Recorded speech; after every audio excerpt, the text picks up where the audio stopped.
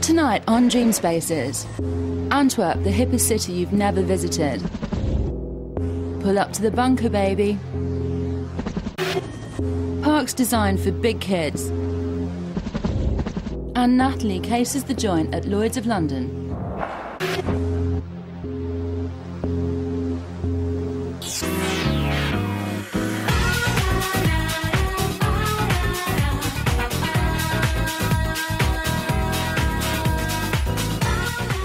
Belgium's second city suddenly became cool in the mid-80s, thanks to a crew of fashion designers called the antwerp2.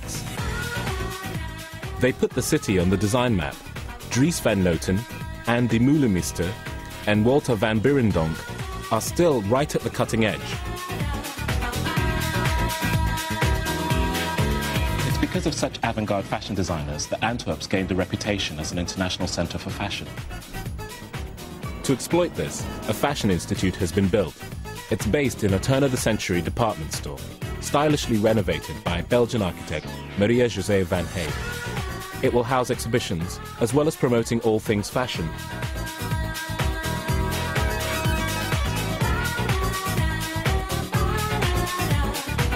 The ground floor houses an art bookshop, while the old lobby has been turned into a modern minimalist restaurant.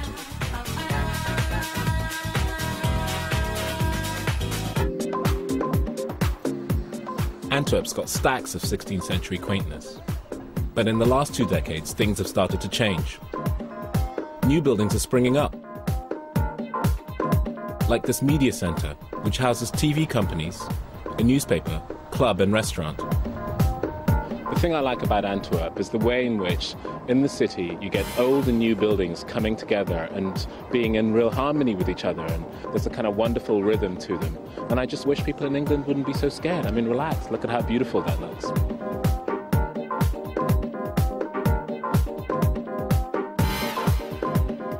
It helps that the city has a sympathetic council that encourages new buildings. It's even appointed a master planner to help design it all. The first in the hot seat is Bob Van Reeth, the man responsible for this striking, stripy, licorice all sorts of a home. Built in 1985, its boldness was deliberate, designed to get the building noticed, and it worked. It kick-started the transformation of the riverside. It was soon followed by his Zuiderterras restaurant, which makes the most of its riverside location. As always in Flanders and in Belgium, it starts by individuals. You know, the collective is not our strongest point. And I think every evolution here in the city has been started by individuals. Can you maybe talk a bit about this restaurant? Yeah, everybody here wants to see the water. The trouble is, in a cafe you always have one looking at the water, but the other one looking through the town, yes, and not seeing the water. So yes, the first idea of the mirrors over there was that when you sit with your head to the city, and there's a big ship passing by, you still will see it. You know, like, really love it. Now here you see the city, and then you see the ship. You sit in the ship. It's very nice. How have you heated this building?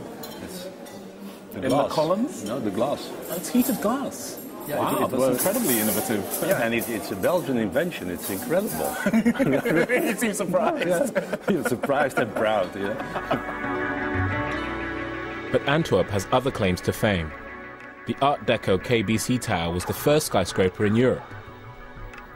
It's 87.5 meters tall. And it's not the only classic here.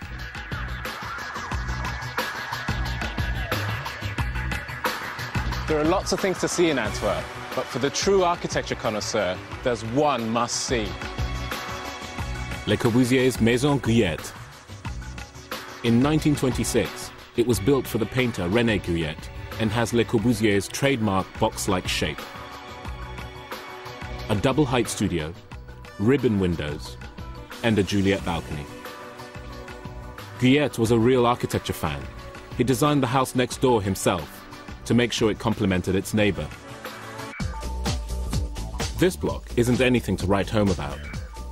But take the lift to the 7th floor and you're in for a surprise. The Vanderpitter isn't your usual B&B. Breakfast is served among the owner's modern art collection. And from the penthouse suite, you get a fantastic view of the restyled city.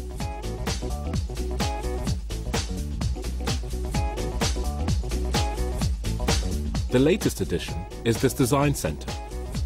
It's been built in what was the red light district to help regenerate this rundown area. The most difficult thing to do is to design a building for designers. This is a classic example of a building that works really well. It's essentially an elegant warehouse. What you have are really beautifully proportioned spaces which take advantage of their position in the city. What I love is also the kind of shuttered, exposed concrete, which is, I think, what designers love. It's kind of much more raw, more warehousey, and it also gives a really nice soft light. The spaces are very elegantly partitioned so that you can have privacy, but, you know, fantastic transparency. This is a really good building, the kind of building we like to see. Even more impressive, the architects had just turned 30 when they got the job. The building is a design center, which means that upstairs we have 18 ateliers to rent for designers, for young designers, which are grown out at their kitchen table and come here to see and meet other people. But also here and downstairs we have a big exhibition place for product presentations, for exhibitions, for people outside to come and look at what is really constructed here. The first exhibition is the greatest chairs of the 20th century. Here is the classic 80s Rodney Kingsman cafe chair. 80s chair seen everywhere. But I should quickly jump to Ron Arad's famous shell chair, which is the new cafe standard. Next to Eames, the one that's kind of taken East London by storm. This is it's probably the lightest chair in the world. Look at that. I don't know how many chairs you can do that with. Philip Stark 80s chair with the Picasso bullhorn. My favourite Jasper Morrison conceptual chair. It's called the thinking man's chair. We like that. Bouncy. This is the classic Marcel Breuer reclining chair. Supposed to sit in it in a reclined manner, maybe smoking a cigar. Yes, like this one.